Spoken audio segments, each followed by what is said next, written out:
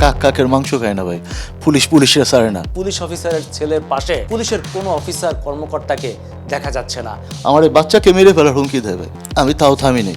সন্ত্রাসীরা বীর দর্পে এলাকা দাপিয়ে বেড়াচ্ছে। কলম যাতে না ধরতে পারে আমার এই বুড়ো আঙ্গুলটা কোপ দিয়ে অর্ধেক করে দিছিল। দর্শক মণ্ডলী, আমাকে অনেকে বলে যে সাংবাদিকরা সঠিক জায়গায় সঠিক কথাটা কেন বলে না। আজকে তার একটা জলজান্ত উদাহরণ আপনাদেরকে দেখাচ্ছি। দেখুন, সৎ সাংবাদিক যদি হয় তার পরিণতি কি হয়। একটা মানুষের পাকে দেখেন 3 টুকরো করে দিছে। এই পাটা গত 8 মাস যাবত এভাবে লোহার রড ঢুকানো আছে। তার ওই পাটাও ভাঙা, তার এই হাতটা ভাঙা, এই হাতটা ভাঙা, অর্থাৎ এই মানুষটির 4 হাত পা পুরোটা ভেঙে দিয়েছে সন্ত্রাসীরা। আর এই সন্ত্রাসী কর্মকাণ্ডের ফলে যারা এই কাজ করেছে তাদেরকে এখন পর্যন্ত কাউকে গ্রেপ্তার করা হয়নি। আরও অবাক করা বিষয় হচ্ছে, পুলিশ নির্বিকার, একজন সাংবাদিকের পাশে অন্য কোনো সাংবাদিককেও এখন পর্যন্ত দেখা যায়নি। বিছানায় কাতরাচ্ছে এই মানুষটা। আসসালামু আলাইকুম, আমার নাম মোহাম্মদ সাজ্জাদ হোসেন।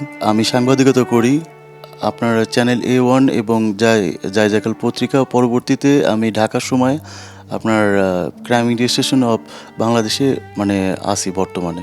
তালমার মোড়ে একটা গ্যাস প্ল্যান্ট ধরে আপনার এখানে AM জুট মিলসের মুস্তাক পারভেজ নামে 2 ভাই, এদের পাম্প আছে। এইখানে আমি 2 মাস ধরে কন্টিনিউয়াসলি আপনার পিছনে থেকে পরে বের করি এবং রাত্রেবেলা একা ঢুকি। যে ভিডিওটা আমি আগে পোস্ট করছিলাম। এমন কোনো কোম্পানি নাই ভাই যেখানে আপনার ওইখানে রিফিল না করে, সব কিছুর অবৈধ লোগো। এবং এখানে সব ওরা করে কি, কোম্পানির অরিজিনাল সিলিন্ডার এক্সচেঞ্জ করে মেয়াদোত্তীর্ণ সিলিন্ডারটা দিয়ে দেয়। আর মেয়াদোত্তীর্ণ সিলিন্ডারগুলোর কারণে আপনি জানেন যে মাসে কতগুলো লোক মারা যায় ব্লাস্টে। আর ওইখানে 3000 থেকে 3500 সিলিন্ডার রিফিল করে, ওটা অটোমেটিক মেশিন। ওইখানে আপনার প্রতি মেশিনে আপনার 1.5 থেকে 2 মিনিটের মধ্যে একটা রিফিল কমপ্লিট হয়ে যায়, আরও কম সময় লাগে। আপনার ওই পুরোটাই নকল। পুরোটাই ওইখানে আপনার প্লান্টের কোনো অনুমোদন নাই। বা এখানে একটা বড় যেটা নিয়ে কাজ করতেছিলাম, এটা নিয়ে কোনো প্রেস ক্লাব থেকে কোনো নিউজ করে নেই। আমার যে নামটা সেটাও কেউ বলে না। আমার নাম দরকার নেই, কাজ ছিল, কিন্তু জিনিসটা ওরা ধামাচাপা দিয়ে সে মামলা মোকদ্দমা যা হয়েছে, এই গ্যাস প্লান্টটা আবার চালু হয়েছে ভাই। ইভেন এরকম পাম্পে আছে যেখানে রিফিল করে, ওইটাও আপনি ভাই প্রতিদিন 20 থেকে 22 লাখ টাকা প্রফিট মার্জিন ছিল এর। কেজিতে 1.5 থেকে 2 কেজি কম মেশিনে, অটো মেশিনে ওখানে রিফিল হয়। যে ওটা তো আছে মেয়াদোত্তীর্ণ সিলিন্ডার, ওটা ওনার আলাদা একটা ব্যবসা। এবং ওর মধ্যে আবার বালু পানি দিয়ে আবার আরেক সিস্টেম করে ওইটাকে উনি ওজন বাড়ায় দেয়। আমরা সাধারণত যারা গ্যাস কিনি তারা তো এরকমভাবে মাপি না।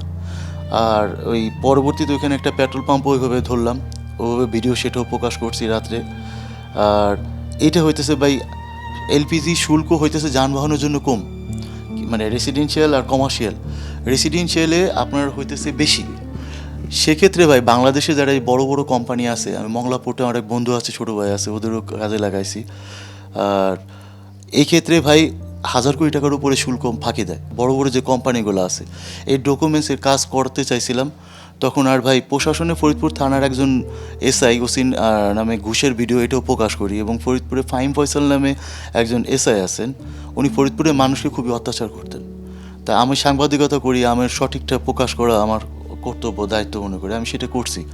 ওনার ঘুষের এবং মানুষের অত্যাচারের কথা, এরা সবাই মিলে প্যাক্ট হয়ে এদের হায়ার করে। আমাকে মারার সময় প্রায় 14-15 জন ছিল গলির ভিতরে। সামনে থাকলে 12-16 ওয়ার্ড আমি একটা নির্দলীয় কমিটি করছিলাম যাতে কারো ঘর বাড়িতে হয় না। এখানে 25,000 লোক ছিল, যেটার আহ্বায়ক আমাকে করা ছিল। এর কোনো সভাপতি সেক্রেটারি নাই, উপদেষ্টা মণ্ডলী আর সদস্য।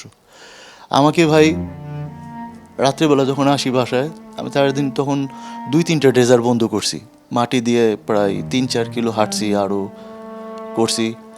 আমার বাসার থেকে আমি এই সাংবাদিকতা করার কারণে ভাই কাজে সাপোর্ট করে না, যেহেতু আমার জীবনের উপর ঝুঁকি আসতেছে। আমার একটা বোন কানাডা থাকে, ও আমার সাথে যোগাযোগ বন্ধ করে দিয়েছে, কারণ আমার বোন কানাডায় ফোন দিয়ে হুমকি দেয়। আমার একটা বোন আমার এই বাচ্চাকে মেরে ফেলার হুমকি দেয় ভাই, আমি তাও থামি নেই। কারণ কি ভাই, গ্যাস প্ল্যান্টের ব্যাপারটা, মেয়াদোত্তীর্ণ সিলিন্ডার ফরিদপুরে এমন ভয়াবহ, এবং যেটা ঢাকায় আসে প্রতিদিন যদি 3-4 গাড়ি 690 করে আপনার যদি একটা ট্রাক ভরে, তাহলে যদি ঢাকায় আসে, তাহলে চিন্তা করেন কী ভয়াবহ অবস্থা। আমি তারপরে আমাকে ফোন দিল, আমি যে এক মহিলা মারতেছে, ওরা এইভাবে ট্র্যাপটা সাজাইছে, ভাই আপনি তাড়াতাড়ি একটু আসেন। আমি দৌড়ে গেছি, সামনে ভাত রেখে, হাত পা কাঁপতেছিল খিদে। যাওয়ার পরে পিছন থেকে আমার মাথায় হ্যামার দিয়ে বাড়ি দেয়, বড় রডের সোজা করে যে হ্যামারগুলো, আমার কান দিয়ে রক্ত চলে আসে। তারপরে ভাই পিছন থেকে ওরা হ্যামার দিয়ে অনেকগুলা কোপ দেয়। আমার ভাই কলম যাতে না ধরতে পারে আমার এই বুড়ো আঙ্গুলটা কোপ দিয়ে অর্ধেক করে দিছিল। এটা এখন আর সোজা হয় না, না এটা সোজা হয় না। না সোজা হয় না ভাই। এই ক্ষেত্রে আমি ভাই একসময় আমি এরপরে আমাকে এই পা দুই হাত ভেঙে দেয়। এইখানে এইখানে প্লেট বসানো আছে, এখানে দেখেন ইনফেকশন আছে, এইখানে ইনফেকশন আছে ভাই। আমি আজকে 7-8 মাস 9 মাস ধরে আমি এই সাফারার। আমার ব্যবসা ক্লোজ করে ফেলাইছি, বারাকা ফার্মেসি গাড়ি একটি করে দিছি, আমি সবই ট্রিটমেন্টে চলে যাচ্ছে। ইভেন কি আমার বোনকে হুমকি দেয় যে আমার যে টাকা বা বাসার যে অ্যাসেটের বা আছে দোকান ইটি এগুলো, আমার বাসাটাও ভাই চুরি করে ভাঙ্গা ভুঙ্গা বাসার জিনিসপত্রগুলো করে নিয়ে গেছে। আমার বাসাটা এখন পরিত্যক্ত হয়ে আছে ভাই। আচ্ছা, আপনার উপর এই হামলা কারা করেছে? এ হামলা করছে ভাই রাজীব, সজীব, ওই গ্যাস প্ল্যান্টের মালিক এবং বালুমহল এবং থানার লোকের সাপোর্ট দিচ্ছে। আমার আসামি এখনও ধরা পড়েনি, তারা শহর দিয়ে ঘুরতেছে মোস্টলি, এবং তাদের বারবার নক করি, জানাই, তারা কেউ কিছু করে না। শুধু বলে তুমি তো ভাইস্তা। আমার আব্বু রিটায়ার্ড পুলিশ অফিসার ছিল, কাকের মাংস খায় না ভাই, পুলিশরা ছাড়ে না, ভাইস্তা করে এইটি করে। কিন্তু একবার ভাই আমার এই ফ্যামিলি আমার জন্য ধরলো না, আসামিটা ধরলো না। এর মধ্যে 2-3 জন আছে আব্বুর সাথে রিটায়ারমেন্ট করছে বা চাকরি করছে আব্বু রিটায়ার পর, তারাও কোনো সাপোর্ট বা হেল্প করে না। এসপি সাহেব সহ সবাইকে নক করছি।